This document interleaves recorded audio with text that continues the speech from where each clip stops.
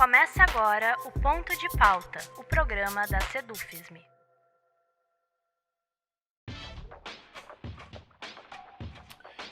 Empossada em Assembleia Extraordinária no dia 3 de dezembro, a gestão Renova Sedufisme assume a direção do sindicato para o biênio 2020-2022, período que, se seguir a tendência, não será de poucos desafios.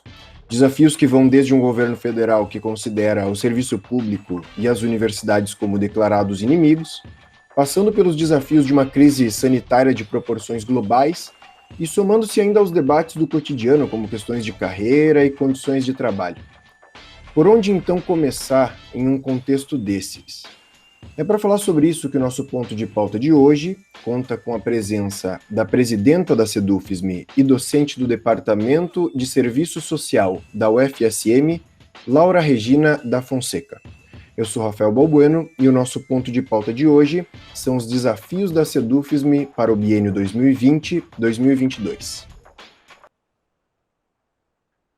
Professora Laura, obrigado pela sua disponibilidade em falar conosco.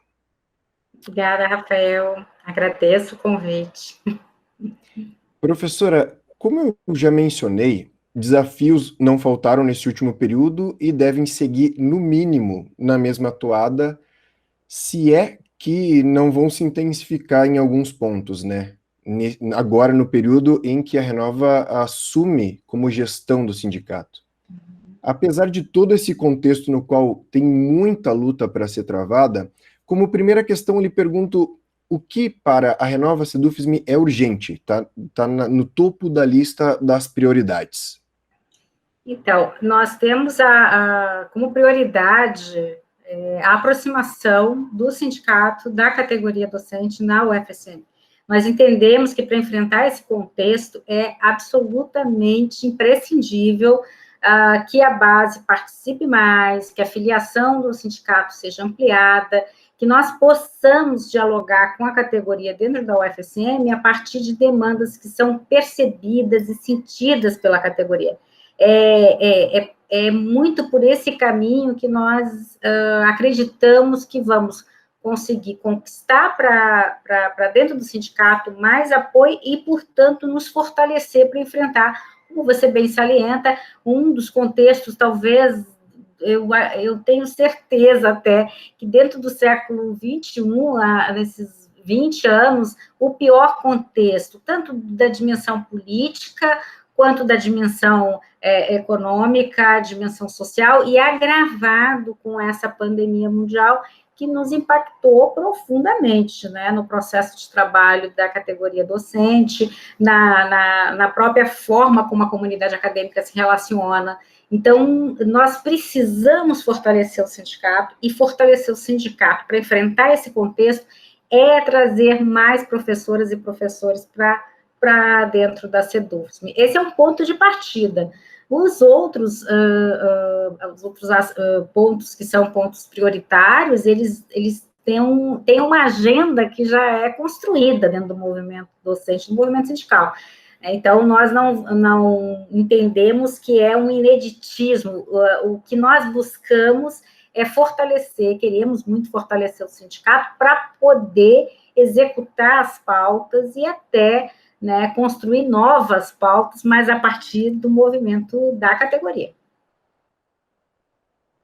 Pois então, professora, nesse sentido, pegando um gancho do que a senhora já aborda um pouco nessa primeira questão, eu gostaria de saber, de uma perspectiva bastante local, o que vocês identificam, qual é o diagnóstico que vocês fazem, falando agora especificamente, embora a gente saiba que um sindicato não se faz só de questões locais e da categoria, mas qual é o diagnóstico que vocês fazem a respeito das principais demandas da categoria aqui na UFSM? E isso eu lhe pergunto tanto no período da pandemia como para além dele, obviamente. Então, nós temos demandas que são né, iguais para a categoria nacionalmente. Vamos considerar que nós temos uma carreira que é uma carreira que tem parâmetros, tem critérios, tem um desenho que é o mesmo em todas as universidades federais. Nós temos diferenciações no que diz respeito à proteção previdenciária dos docentes, mas do ponto de vista da carreira, temos ainda alguns que não migraram, não conseguiram passar para associado, porque não contemplaram o título de doutora e doutor, né, e doutora, mas esse segmento é um segmento que cada vez mais caminha para aposentadoria. Então, do ponto de vista da carreira, nós temos uma equivalência em qualquer outra categoria de qualquer outra universidade. Portanto, uma demanda que é nacional e que também é nossa, é a demanda do reconhecimento da carreira, a demanda salarial, a demanda dos estímulos, né, para que se consiga aperfeiçoar ainda mais, né, o que é necessário para pesquisa, para ensino e para extensão. No âmbito da UFSM, nós sentimos uma urgência, né, no que diz respeito à condição do docente e da docente de ter a sua interlocução local muito mais participativa. Então, em outras palavras, essa é uma demanda que nós percebemos, a necessidade do docente e da docente se sentir um sujeito mais participativo. Nós tivemos um prenúncio de estatuinte que foi frustrante, né? Nós tivemos, assim, alguns movimentos para trazer a categoria para dentro da instituição com um sentimento de mais participação, de mais sujeito. Contanto, no âmbito institucional, isso foi frustrado. Então, nós entendemos que essa é uma questão também urgente na categoria aqui na universidade. Sem sombra de dúvida, com o contexto do ano de 2020, as condições em que foram realizadas as medidas, as estratégias para implementar o ensino, especialmente o ensino, eu destaco, na modalidade remota, foi e é bastante desgastante no sentido das condições de trabalho, mas é também uma demanda que se caracteriza específica na medida que a UFSM, ela se aventurou a fazer um exercício experimental, eu vou dizer assim, de um modelo que tem um semestre inacabado, que é o primeiro 2020, então, assim, esse exercício, esse experimento não deu conta do primeiro 2020, e nos jogou, né, para o segundo 2020, com essa indefinição. Nós estamos trabalhando sem descanso e sem direito a férias desde março. O que aconteceu entre que a gente não sabe nem dizer se é 2020, porque, assim, ele acabou não acabando, né, então, é algo muito particular, e é muito particular mesmo. Eu estive na reunião dos setores na semana passada e fiquei impressionada. O nosso calendário, se não é o pior, ele concorre com pouquíssimos calendários no país. E nós, então, voltando à questão do descanso, que é legal, é merecido, está previsto na lei, nós somos trabalhadores e trabalhadoras, temos direito a férias, não tivemos. E não sabemos como isso vai ficar. Houve um intervalo de 2 semanas, porque o DCE pautou no CEP. É incrível, o intervalo seria inicialmente de apenas 1 semana. Então, para aquele universo de professores e professoras, não são poucos, nem poucas, que estão desde março trabalhando praticamente interruptamente, estamos adoecidos, cansados, estressados. Então, essa pauta, ela se torna uma pauta urgente e específica pelos desdobramentos dela, para a saúde, para os aspectos da pouca sensibilidade institucional, para o descanso do docente, que é absolutamente necessário. Então, essa é uma questão que ela supera o debate, não que o debate tenha acabado do ensino remoto, de forma alguma, do ponto de vista pedagógico, mas ela supera, ela está para além.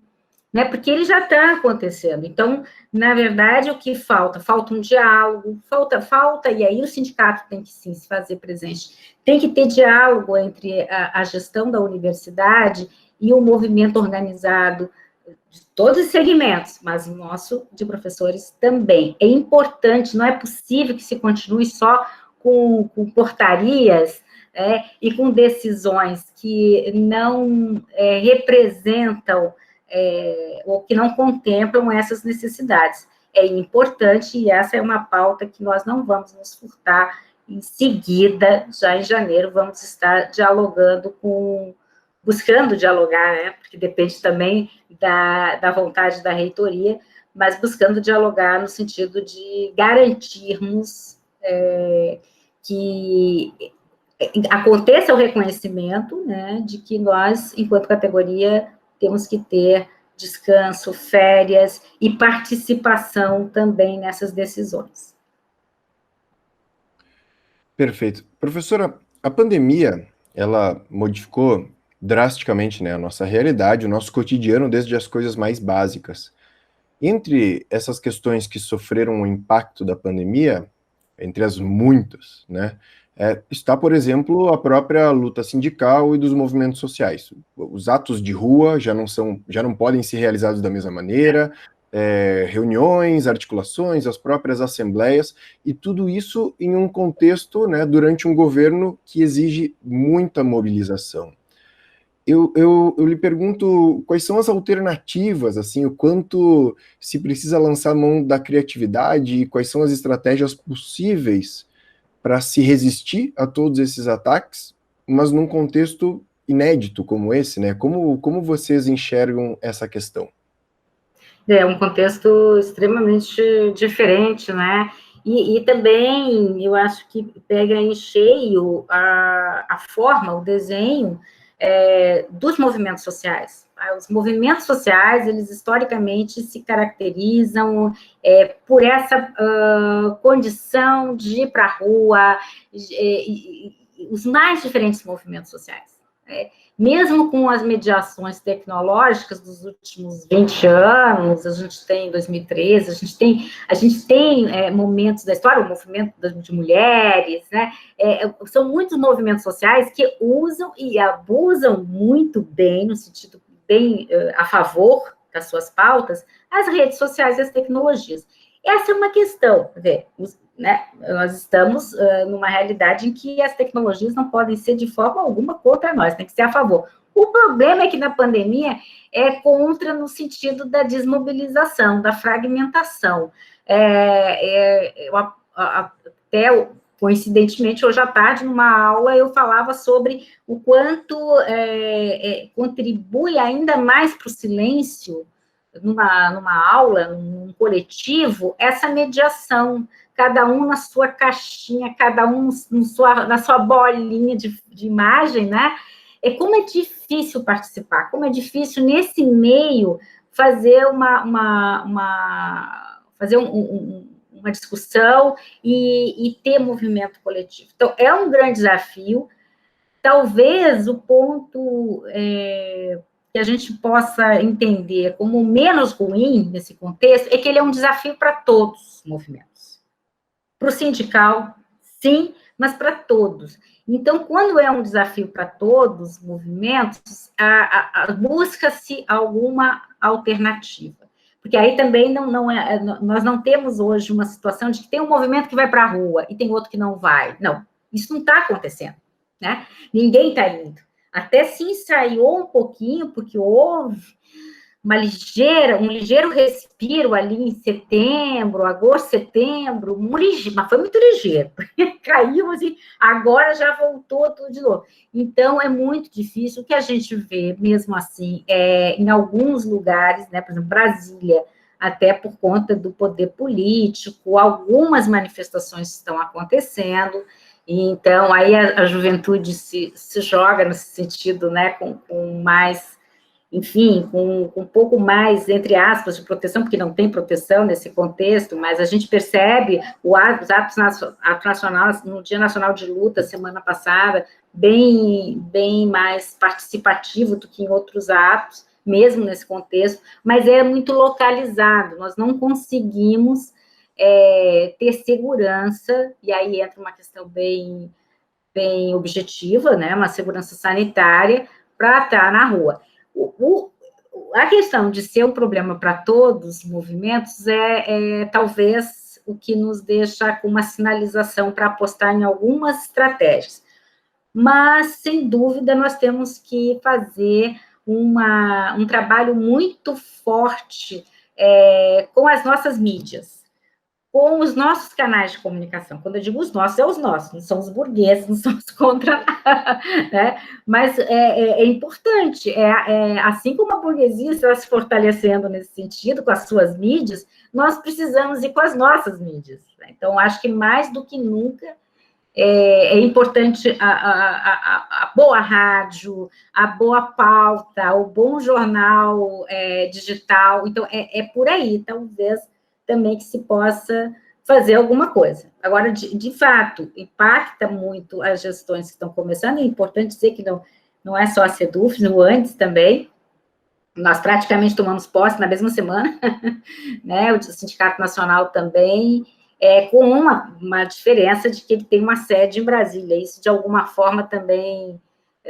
dá um pouquinho mais de condição para ele se movimentar, e considerando a particularidade de Brasília ter hoje, tem os 3 poderes, e também é uma cidade que eu diria assim, para quem conhece Brasília, ela a arquitetura de Brasília, ela contribui nesse contexto, porque fazer aglomeração em Brasília, você tem que botar milhões lá, uma multidão, né? Então, também nesse aspecto, eu acho que ir para Brasília é importante, e fazer movimento lá tem uma repercussão. Certo.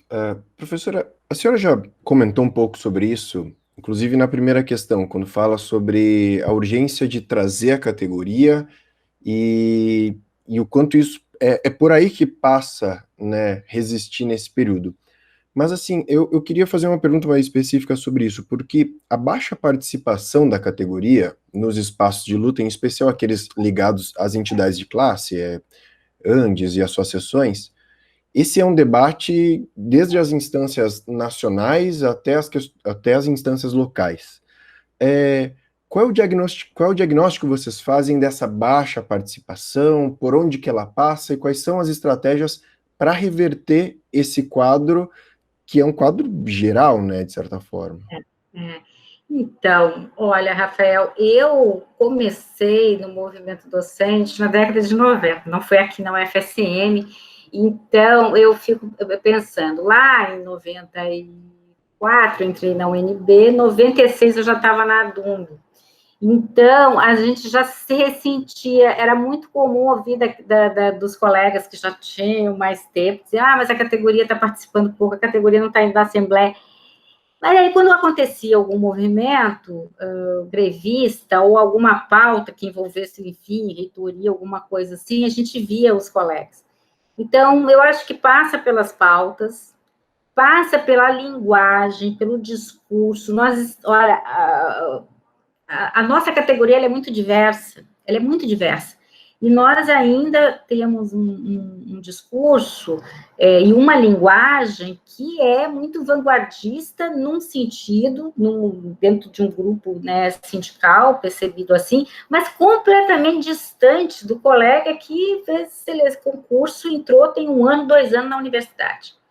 Então, é preciso rever, né, essa forma discursiva, o assembleísmo, a questão das assembleias, a gente percebeu, isso é um contraditório, a gente percebeu nas assembleias virtuais, esse ano, sei lá, não falta em assembleia, agora não posso de jeito nenhum, mas não faltava mesmo, foi possível observar que triplicou a participação, mesmo que a gente ache assim, puxa, ela tinha 30 e poucos, 40 na Assembleia, isso é pouco, mas nas Assembleias presenciais, a gente tinha Assembleia com 8, 12 professores, além da diretoria. Então, assim, É pouco ainda, mas a gente precisa reconhecer que, nesse sentido, esse ambiente, pelo menos para as assembleias, ele favoreceu.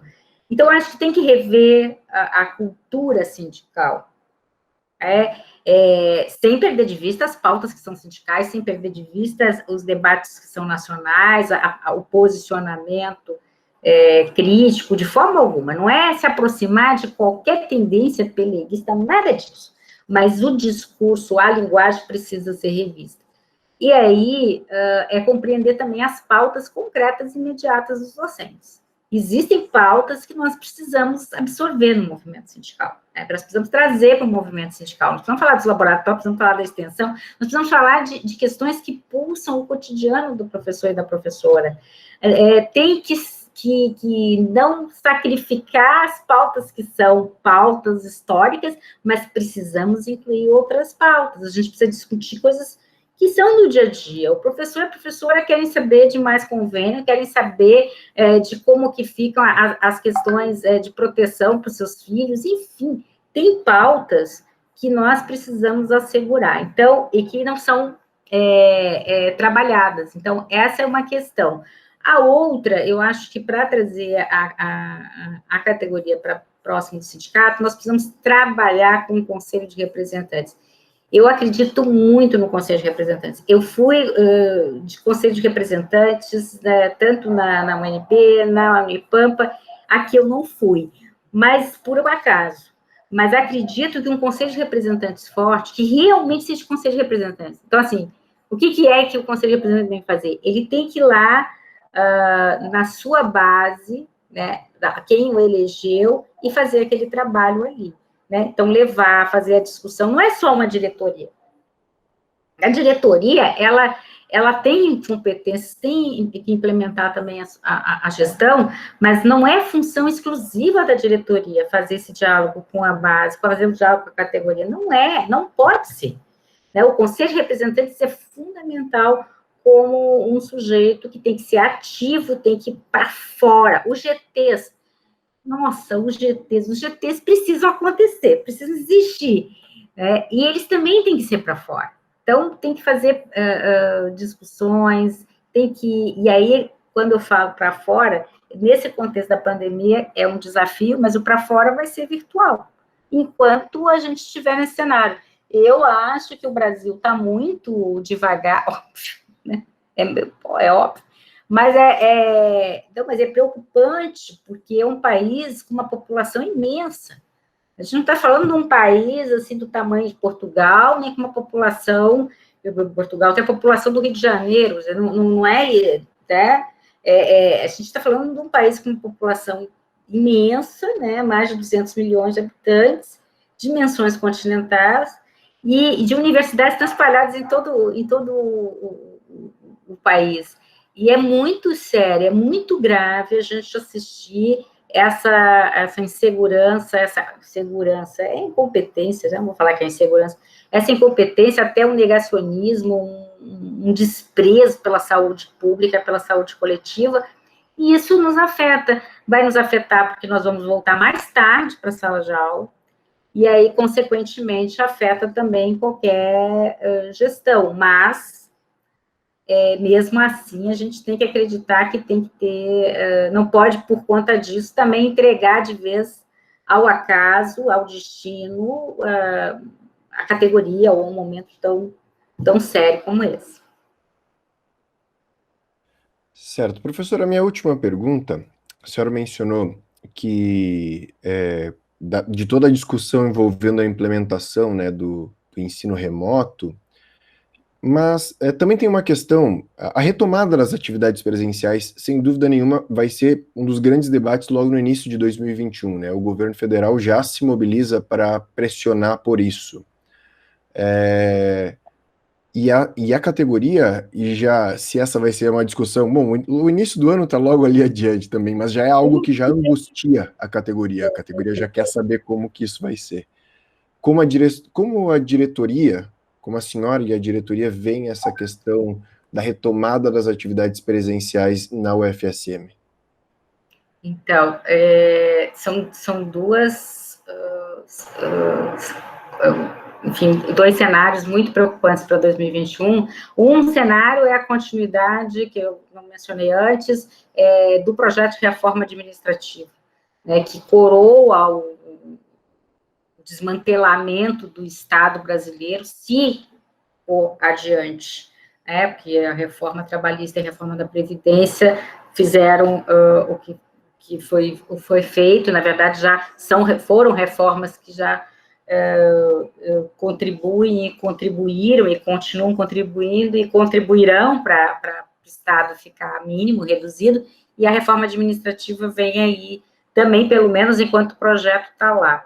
Então, esse é um desafio que nós temos que estar pautando, e estamos pautando nacionalmente, não é uma questão que inaugura agora conosco, mas que nós temos o compromisso de estar efetivamente fazendo os enfrentamentos necessários e levando cada vez mais para o conhecimento da categoria os impactos da reforma, principalmente para o ensino, a pesquisa e a extensão. Agora, fora da reforma, tem agora essa questão, tem a ameaça, né? É uma ameaça, na verdade, numa portaria um pouco mais que uma ameaça, do retorno presencial. A nossa posição, enquanto direção, ela é uma posição radicalmente contrária. Enquanto não houver segurança sanitária para a comunidade acadêmica, é só a vacinação, o planejamento aí do Ministério aponta como um quarto grupo, uma quarta fase, incluir professores e professoras. Não basta, não basta. Não basta, nós temos que ter segurança sanitária e isso não vai ser conquistado com menos de 75%, 80% da população brasileira vacinada. Então, nós somos, nesse sentido, muito contundentes, né? Não se volta. Não tendo vacina, não tem retorno. E essa que é a posição. Nós temos um encaminhamento de consenso no setor das federais, estaduais e municipais, que nós reforçamos, né, na semana passada. Se a pressão ou a imposição, pressão já existe, a imposição do retorno, que é além do desprezo pela saúde das pessoas, da vida humana, é também uma afronta à autonomia universitária. É uma imposição que afronta a autonomia da universidade. Se isso vier a cabo, nós não temos nenhuma dúvida que a resposta tem que ser a greve sanitária. E a greve sanitária, ela vai ser debatida, ela vai ser discutida, não só em assembleia, mas amplamente com a categoria. O recurso da greve sanitária, nós chamamos de greve sanitária e temos acordo com esse nome, é uma greve dentro de um contexto de ameaça à vida humana por conta de não obedecer às condições de segurança sanitária. Então, por isso esse nome. É uma greve que não é uma greve com pauta econômica, com pauta corporativa, é uma greve pela sociedade brasileira. No caso da UFSM, você sabe, eu acho, né, todos e todas sabem, nós estamos falando de um município dentro do município. São mais de 30 mil pessoas que circulam no campus, aqui em Camobi, né, e em todos os nossos campos também, tem uma movimentação grande. Então, nós não estamos falando de algo que não impacta, que impacta pouco, não é isso, nós estamos falando de uma loja, né, com 30, 40 pessoas, que já é uma multidão no atual contexto. Nós estamos falando de 30 mil pessoas, nós estamos falando de transporte público, de lojas, de casa de estudantes, nós estamos falando de muita gente, muita aglomeração, e não temos condição nenhuma, não vejo a menor condição de retorno nesse contexto. Infelizmente, piorado pela péssima gestão do governo Bolsonaro, né? Para dizer péssima, vamos dizer criminosa, porque, na verdade, na medida que faz a piora, e ainda coloca em dúvida a necessidade de vacinação, na minha avaliação, é um governo criminoso. Porque é um governo que faz a ameaça à vida diariamente com o seu negacionismo, com a sua fragilidade de gestão, com a sua falta de competência, mas principalmente com a sua má vontade de assumir que tem responsabilidades, né? E que não assume e torna tudo mais difícil.